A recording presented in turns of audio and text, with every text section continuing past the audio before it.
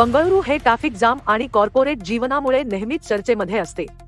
Social मीडियावर शहरातील घडामोडी नेहमीच व्हायरल होत असतात, ज्यामध्ये येथील नागरिक काम आणि आयुष्य यामध्ये संतुलन कसे साधतात हे दिसते। वाहतूक कोंडीमध्ये दुचाकीवर लॅपटॉप घेऊन काम करणाऱ्यांपासून ते वाहतूक कोंडीमध्ये अडकल्यानंतर वाटाणे सोलण्यापर्यंत अनेकांचे फोटो व्हिडिओ सोशल मीडियावर चर्चेत आले आहेत। नुकताच एका व्यक्तीचा व्हिडिओ सोशल मीडियावर व्हायरल झाला, ज्यामध्ये तो सिनेमा हॉलमध्ये लॅपटॉपवर काम करताना दिसत आहे।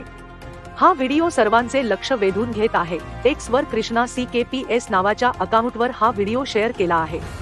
व्हिडिओमध्ये एक व्यक्ती स्वागत आयनॉक्स थिएटरमध्ये सकाळच्या शोमध्ये सिनेमा हॉलमध्ये बसला होता। अंधारामध्ये त्याचा लॅपटॉप चमकत आहे।